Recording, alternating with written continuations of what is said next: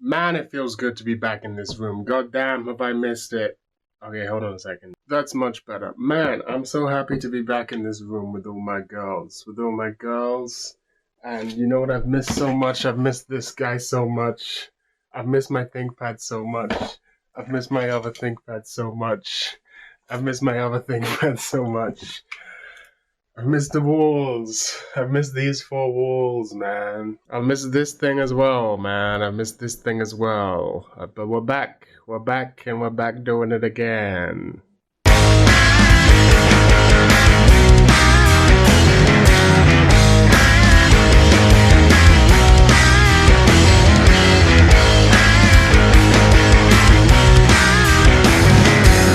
See, what they don't teach you in baby school is so long as you drink this, greens.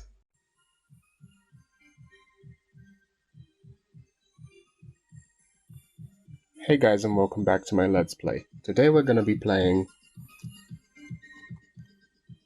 File Manager. Now this is the LF File Manager, and what you're going to want to do is you're going to want to go to Downloads, Anime, and we're going to be watching Magicano. So we're going to be watching episode 1 of Magicano, and that's what we're going to be doing. Thanks for...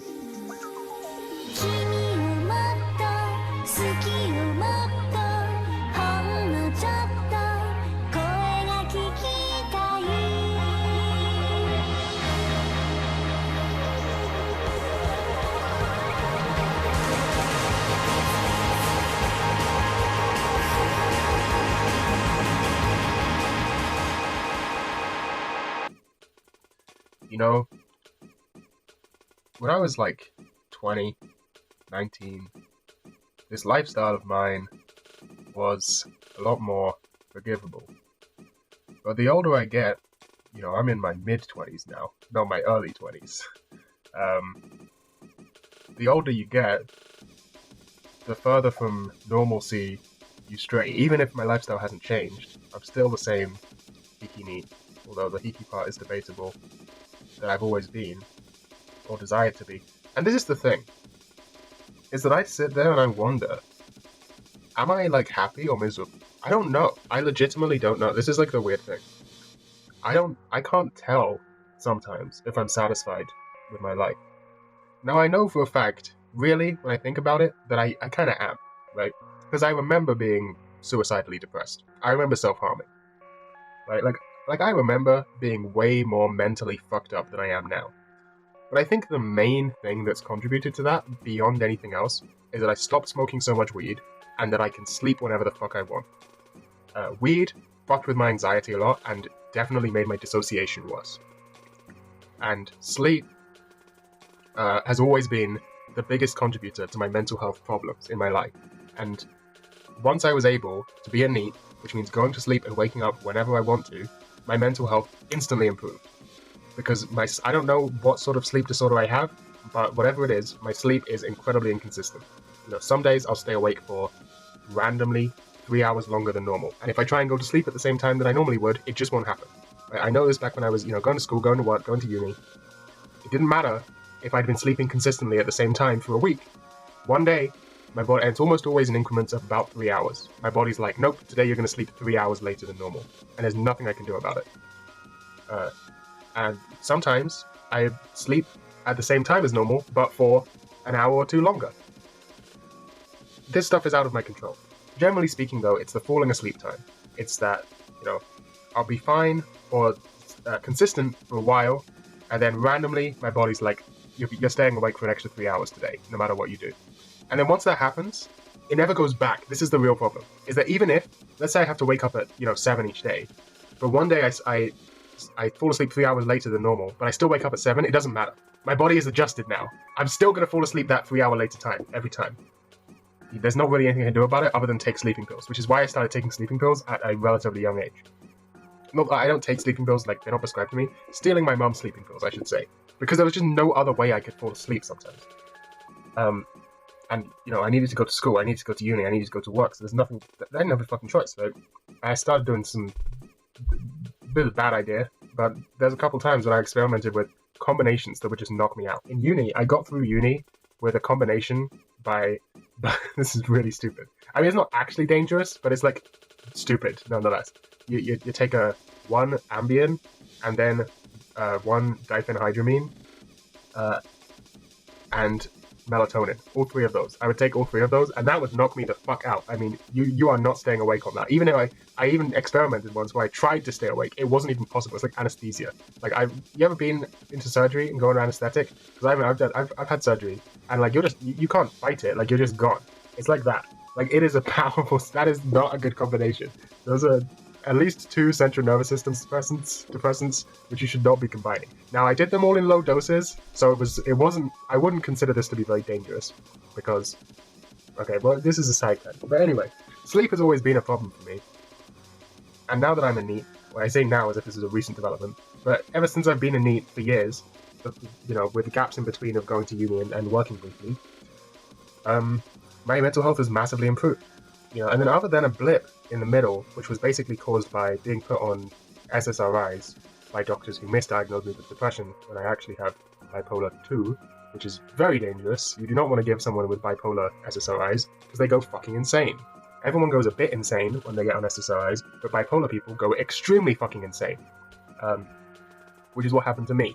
And I documented a lot of it on this channel. If you scroll back to, I believe there's a video called Sertraline Sermons, you can see you know, me being a bit fucking nuts because of the SSRIs, and I did some incredibly wacky and embarrassing stuff in public because I was going to university at the time. Not good. Not a good time for me. Made some crazy art, which was cool, but not a good mental health time.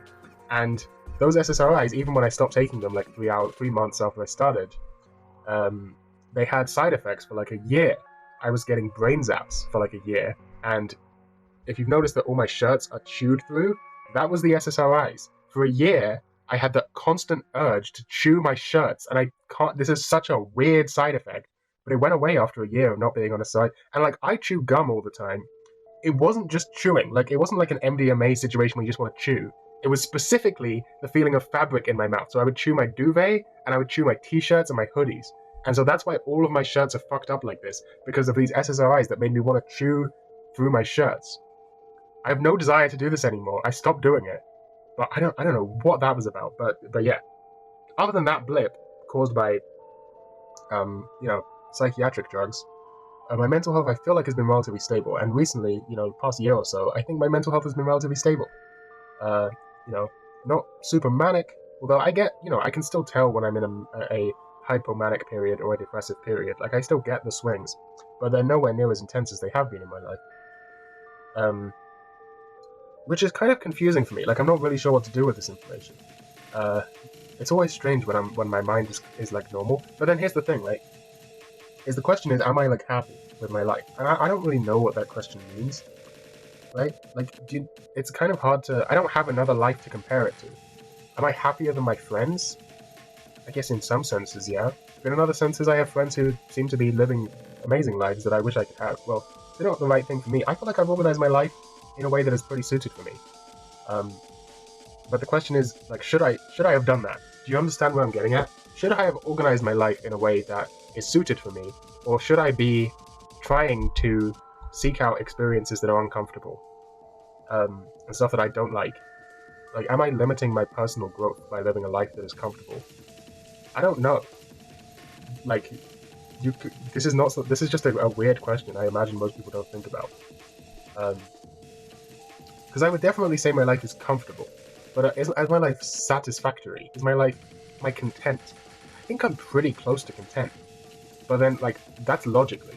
But then if I look emotionally, I don't know. Like, I don't have a clear enough view of my long-term emotions to tell you. It's confusing, but, like, the thing is, because I live this self-indulgent life, and it's getting, you know, age is happening, aging is happening, I'm getting older continuously. Like, at a certain point, you cross the barrier of the point of no return, right, where it just becomes increasingly hard for you to relate to everyday people because your life is very different from theirs. as sort of an in my room neat kind of guy, rather than a, whatever normal people do. And so it just becomes a little more increasingly difficult to reintegrate into society. Because the last experiences I have in common, I mean, even university, I had a very unique university experience because it happened during COVID, first of all, and I didn't go to any classes in my second year, and yet got that. I know I say this like I'm bragging, and I am kind of bragging. I'm pretty proud of this. I think I deserve to be proud of this. I worked fucking hard, but also it's just a fact. Got the highest grades in my class for my dissertation.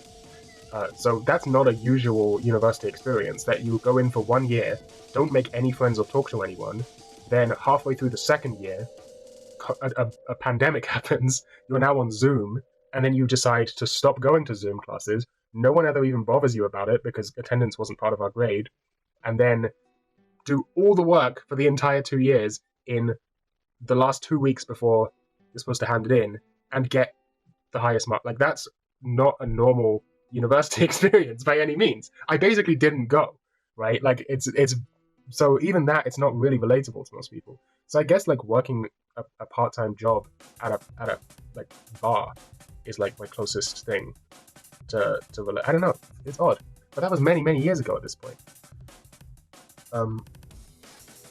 So yeah, what I'm saying is, the further you go into committing to this sort of dame ningen kimoi otaku lifestyle, like, I'm not saying it's a bad thing.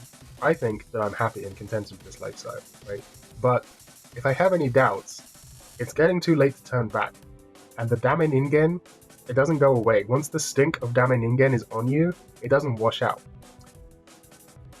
But then the real question is, why would I want to turn back? Like, what would I be missing out on by not going even further still?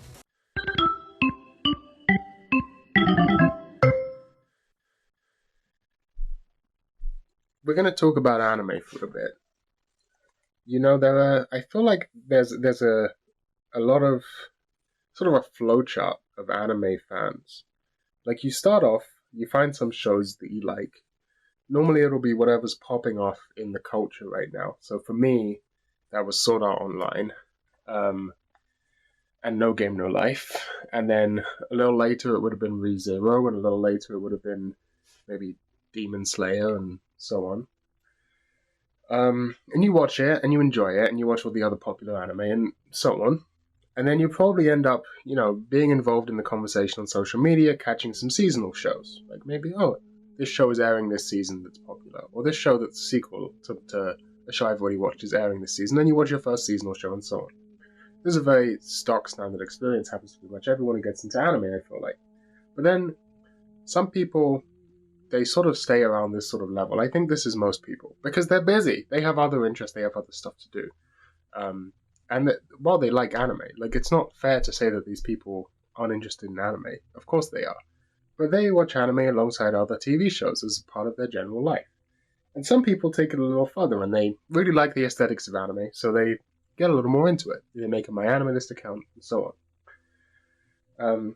And this is sort of the stock anime fan situation. I'm not saying they don't know what they're talking about or anything, but they generally watch the sort of shows that are popular, because, of course, that's why those shows are popular. They appeal to a lot of people.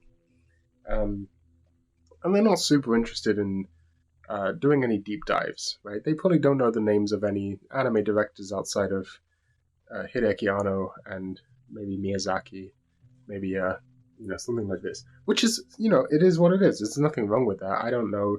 There's many mediums that I'm not super familiar with, and yet I claim to enjoy. I like a lot of Korean films, but I could only name Byung-Chul Han as my favorite Korean director, right? You can't be into everything, okay? You can still appreciate something and like it. You can have liked Korean films without knowing the entire history of Korean cinema. In the same way you can like anime without feeling the need to deep dive it. It's fine. And many of these people have even watched a lot of anime. And they just generally like most of it. Like, I knew a guy who I went to uni with. I think I mentioned this guy before. One of the only guys I ever talked to at uni. I talked to him on the last day of the first year. And I mentioned that I like anime, and he said he likes anime too. then proceeded, he said, "Have you watched Monogatari?" And I said, "Yeah." And he then proceeded to do the tongue twister from Monogatari, just off by heart, immediately, one tick, first frame perfect, just busted out the tongue twister from Monogatari. And I later found this guy's, he sent me his MAL, and he's watched quite a lot of shows. Nothing particularly obscure, but nothing, he has fine taste. But what was interesting was the ratings he gave everything. That he pretty much liked every show he ever watched. And I remember when I was like that. I remember when I watched anime, like, early on. But he's watched hundreds. Like, I remember when I'd watched, like, 20 shows, and all of them I thought were great. Including, like, bad shows, like Sword Art Online. I didn't know enough to know what I didn't know. But he'd watched, like, over 150 shows or something, and he generally, like, liked almost all of them. Which I think is, like, less strange than you would imagine. Because most people, they are only interested in searching out the stuff that they know they're going to like, or they get recommendations. Anyway, I'm kind of rambling about this part. I got to get on to the next part. Some people want to go even further still. And they get really invested in the medium. And these sorts of people, I think you can call them anime elitists. And I don't mean that as a offensive term. There's nothing wrong with being an anime elitist. And I think these sorts of people, they're generally quite into animation. They appreciate animation quality a lot. And they generally will end up watching a lot of films and a lot of 80s OVAs. These are the sorts of people that are going to get really into something like Ideon or The Irresponsible Captain Tyler, or maybe, I don't know, fucking Gunsmith Cats or something. Like, people who are going to go Patlabor. These are the sorts of people who love Patlabor. And an offshoot of these people will get really into Gundam. And to these sorts of people, it's absolutely baffling why you would be into if you are a hardcore anime fan, why would you watch anything other than the best shows? Now, they generally have a much more discerning taste. In fact, an overly discerning taste, one might even say. Where anything that isn't, like, top tier, it's like trash, shouldn't exist. And fair enough to them, right? Like, I understand where you're coming from. Like, once you've watched some of these 80s OVAs with such high production quality and, good writing, good inventive directing and so on, these are the sorts of people, they watch Ava, and then nothing is the same to them after that, because they're like, okay, well, now I have to watch stuff that looks as good as Ava looks, that feels as good as Ava feels. And so they end up, back in the 80s, watching the stuff that inspired Ava and finding their home there. And it doesn't make any sense to them why you would be a hardcore anime fan, but, like, into this stuff, rather than into their stuff.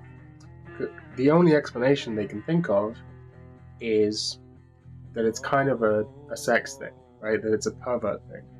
Now, look, am I going to deny that it's kind of a sex thing? Of course it's kind of a sex thing. Anime is kind of a sex thing. We all know this. But also, it's more than that, right? Because there's people who will go even further still. Who will start to, after having seen some of these classics, and I'm not saying I'm, like, super familiar with 80s anime, personally, it doesn't do that much for me. I've liked some of the shows, but it doesn't really do that much for me. The pacing on a lot of these shows is and I'm not super interested in Sakuga animation. So a lot of these 80s OVAs that are super high budget, and I appreciate them a lot from a technical and production perspective, they don't really do much for me. But some people who get into some of the more artsy anime, a little more of the high class anime, they learn to apply that lens. Like, when you're told something is a masterpiece going in, when you go to watch your first Satoshi Kon movie, and you're in for something that's about to be a masterpiece, you look at it with a certain lens, where you're thinking to yourself, this is asking to be analyzed. This is asking me to pay close attention to it, to understand that everything has some sort of intentionality behind it, artistry behind it. The things in here aren't accidents, right? That I should be looking at this show with a slightly finer tooth comb, looking a little deeper at it, and trying to uncover the messaging, the meaning behind these shots and this language and so on. But then as you can realize that you can actually apply that mindset to any show and find something interesting.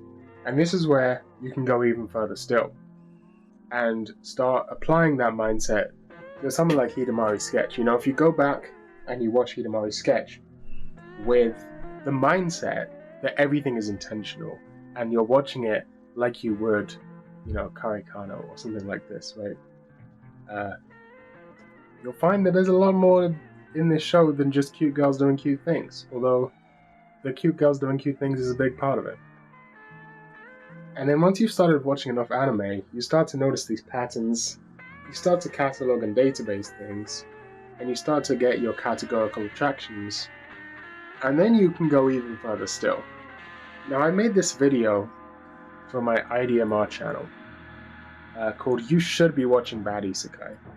And in that video, I go through a bunch of like bad isekai and explain how actually each of these isekai have something really unique about them. That none of these are really generic isekai. That actually, it's really hard to find a generic isekai. They exist, but they're much rarer than you'd expect. And most of these shows have some unique aspect to them that you just will never find anywhere other than that show. Because there's nothing really generic in this world.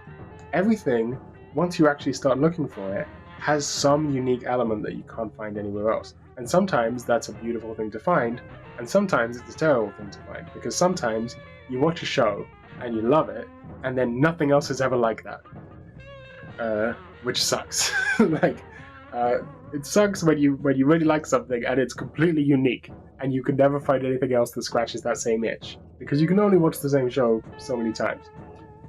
But, you know, once you start going even further still, you start to, you know, these unique aspects to each show, they really transcend the ideas of good and bad quality. And this for me is what the wave that I'm currently on. You know, I've gone through the wave, all of the path that I was just explaining. That wasn't so. Here's the Le Twist, like how I said the title of the video in the previous clip. Yeah. But here's the twist, right? That wasn't actually me that I was talking about the whole time. Oh, that was my journey. Yeah, that was actually what I did to get into anime.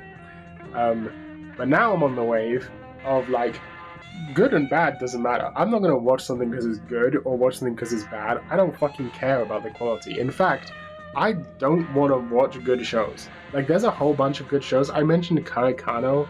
You know, I haven't watched Sangatsu no Lion. I put it on hold like 3 years ago and never finished it. You know, I haven't finished. There's a whole bunch of great shows. I never watched. It's been like 5 years since I watched Aria, the second season. I forget what it's called. What is it? Is it Aria the animation? The final one's Aria the origination. Middle one, Aria the natural. That's it. I watched Aria the natural like 3 years ago, and I still have not watched the origination, which is supposed to be the best part of the series. But like, there's a bunch of good shows. I still haven't watched Full Metal Alchemist Brotherhood. You know, I still haven't watched Patlabor, to be honest. I mean, I don't even remember what I watched. It was a long time ago. I still haven't finished. I've tried 3 times to watch Gosenzo Sama Bum Banzai and still haven't actually gone through it yet because I keep getting distracted. Like, there's a whole bunch of shows out there that I know are going to be amazing and I don't watch because I'm like, well, I already know it's going to be good.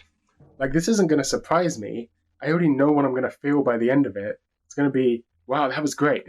You know, there's nothing could be unexpected about it. Nothing going to surprise me.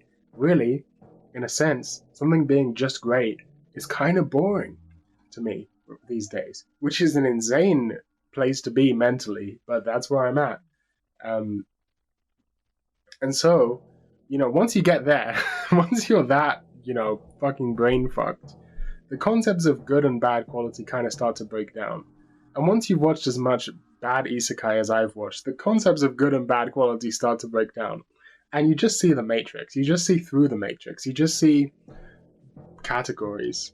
You just see Emoto character, blonde twin tails, tsundere, mid-2000s harem show, 2010s magical high school show. You know, I just see the patterns, man. I just see the patterns, and that's all that's interesting to me. So I can watch a whole show, like Dancing the Vampire Band, and the show can be not very good. But if it has one thing that is a categorical attraction for me, that's enough to carry me the whole way. But then there's other shows that I should like, but which don't have any categorical attractions for me, and I just like, mid. And this is also the case for visual novels. But I'm less experienced in visual novels because they take 20 times the amount of time to read that anime takes to watch. But anyway, this is what you got to transcend. You got to transcend the concepts of good and bad anime, and just watch everything so that you can catalog it. Because I am personally interested in early to mid 2000s moe anime, like pretty much the area from about 2004, maybe a bit earlier, to about 2014. That sort of period of anime, that decade of anime, the moe stuff, that's what I'm interested in. Like right now, I'm trying to watch a bunch of these 2000s harem shows. Now the problem is, these shows are all fucking terrible and incredibly boring.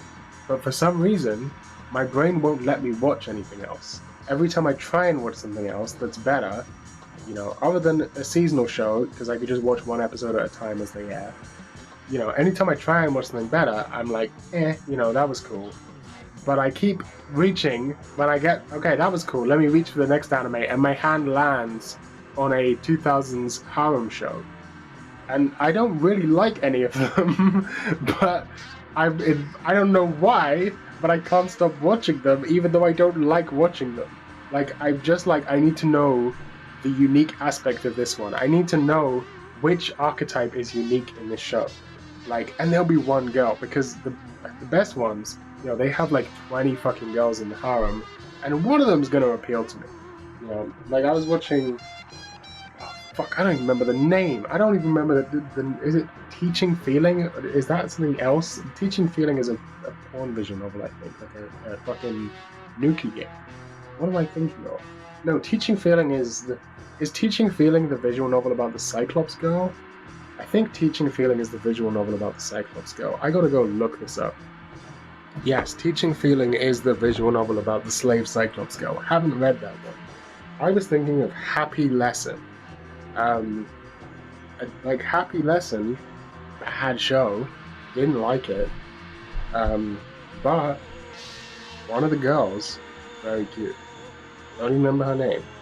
But not just cute, but wacky and weird. Kind of like, fuck, what's the, you know the girl from Panty Pony Dash who doesn't follow the laws of physics?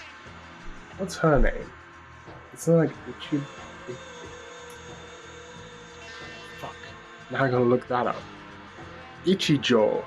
I was close. I was gonna say, like, is it Ichigo? It can't be Ichigo. It's Ichijo. Like Ichijo from Panty Pony Dash. The best character other than Becky from Panty Pony Dash. Kind of like that. One of the girls, but then she's also like got the scientist twist, and I'm like, that's Puck.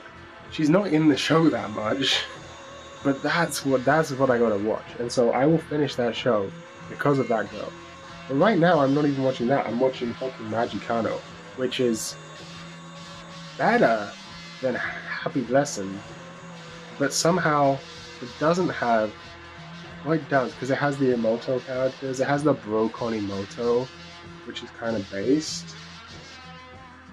The Brocon Emoto is kind of based, so that's kind of based, but the show's not very good. You see, this is what happens when you go even further still. This is what happens when you go even further still, is you can't even watch anime anymore. You can't even watch anime anymore because everything is just the Matrix, you know? It's just the... Well, that's that. I have this web ring, right? Like I have my website, nothankyou.neocities.org, and I also host a web ring, the Denpa web ring, which is a bunch of cool Denpas and their own personal websites. And I really like this because, it's saying fuck you to the botnet, which is always good. But I've realized something, which is that the fact that I host the web ring is good because I'm reliable. I'm a NEET that has nothing better to do with his time. But it's bad because it means if something happens to me to make me unreliable, the web ring can no longer be maintained. Now, I still think it's the best choice for me to be the main maintainer of the web ring. But in order to make the web ring more resilient, it would also be good to mirror it. So this is my announcement that I am asking anyone who is a part of the Denpa web ring, if you want to host a mirror of the web ring, you can do that. In fact, I encourage you to do so. However, I would like you to make sure that the only thing I ask is that your mirror links back to the original page. That it says, like, this is a mirror and links back to the original page, because I don't know if I can trust anyone else to maintain and keep it up to date. And if you do choose to maintain a mirror, I'm not going to help you, okay? So like when new members join the web ring, you got to update that yourself. You got to check it, okay? From now on, I'll put out an RSS thing every time, like just on my normal website's RSS. I will put out an RSS post every time a new member joins. But if it's up to you to keep track of that, okay? So if you're going to mirror it, it's fundamentally a less reliable version than the version I run. So it's your responsibility. That's what I'm saying. I would ask that you please link back to the original, because I simply don't know if I can trust you. And the way that there's no automated system for joining the web ring. They just email me or message me on Matrix or whatever. And I add them manually by going into the HTML. So, and we don't have a nice JavaScript thing that, you can tab to the next page. It's just a centralized web page on my thing, on my website. But, speaking of my website, I'm planning, I've been thinking of hosting, like, the thing is you can never really be free from the botnet, right? Because internet infrastructure itself relies on the botnet, right? Like a lot of literal physical infrastructure is owned by Google and Microsoft and Facebook and so on.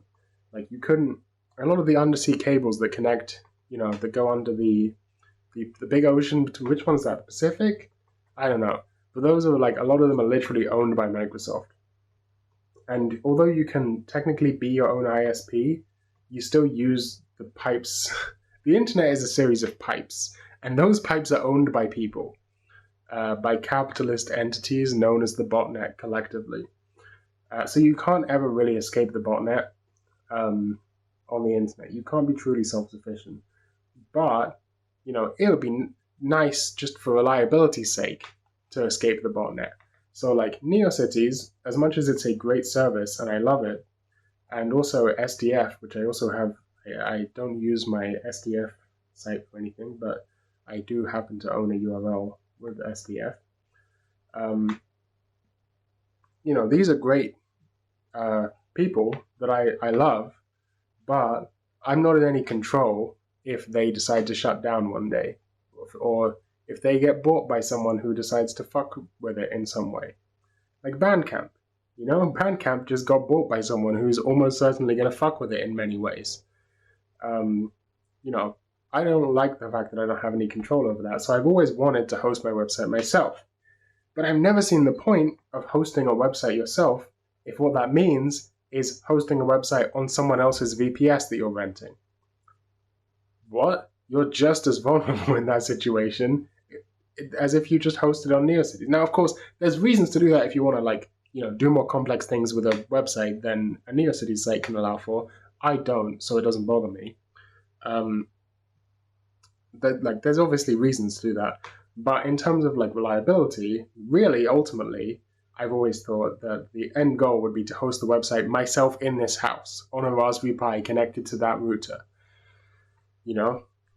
And I'm looking for ways to do this, and I think I found something which is called a Freedom Box, which is something you can set up on a Raspberry Pi that turns it into a sort of home server, and there should be a relatively simple sort of web hosting application layer.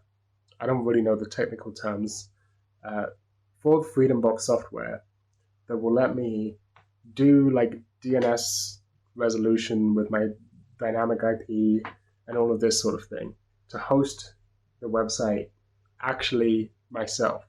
And that's as much control as you can feasibly have over a website. It's on a computer that you own with your Wi-Fi network. And so I'm looking into that, and I thought this video would be documenting me setting that up, but I've lost my Raspberry Pi. I tried to look for it and I can't find it. So doesn't look like that's going to be happening. But if I do find it, probably the first thing I'm going to do, well, I don't know what I'm going to do. It's going to be fun. We're going to have fun doing it. It might be its own video, setting up a Freedom Box with a website. That'd be a fun video. I don't really know where I was going with this, other than I think that's a cool thing that exists. I wonder if I'm going to be able to do it. But yeah, if you are on the Denpa WebRing and you want to mirror the WebRing itself, then feel free to, and I will send out RSS updates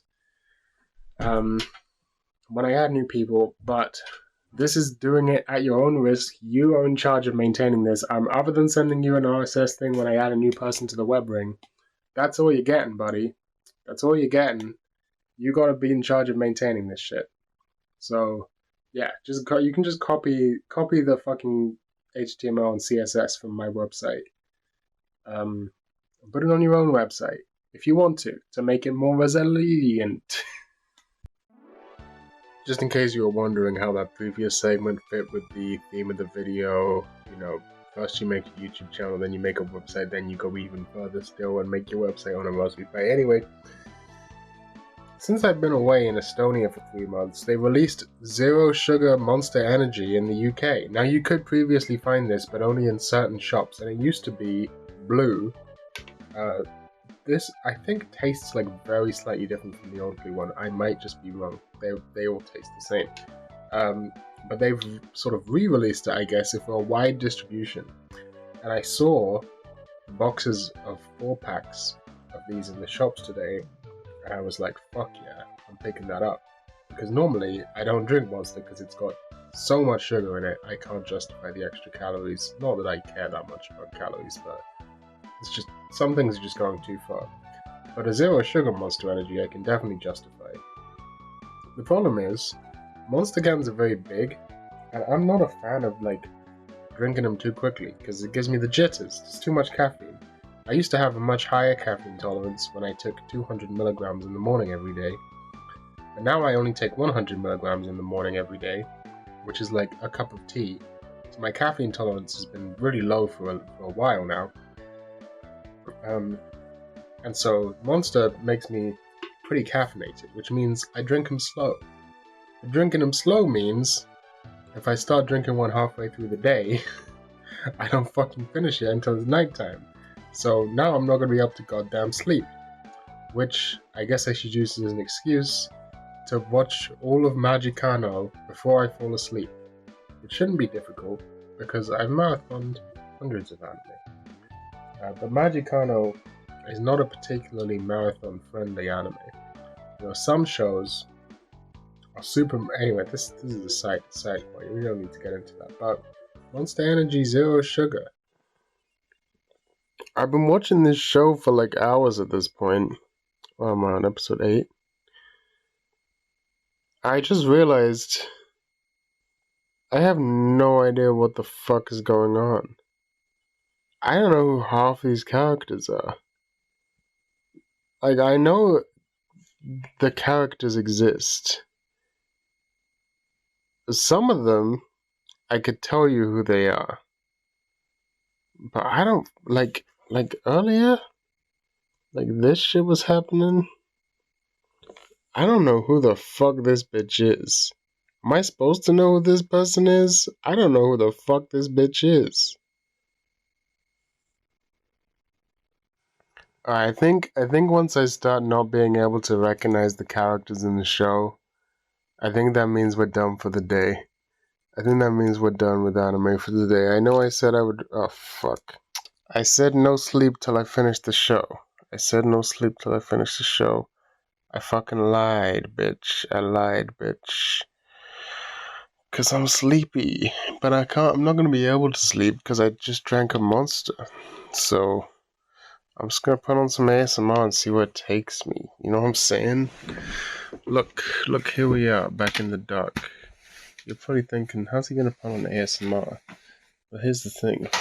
I got another computer, bitch. I got a whole ass other. The light. I went even further still, too many furthers still, and I am now no longer got any further to go still. I've got no further to go to still. I can't go still to. There's no more still. There's no more still. We've finished the still. We ran out of still.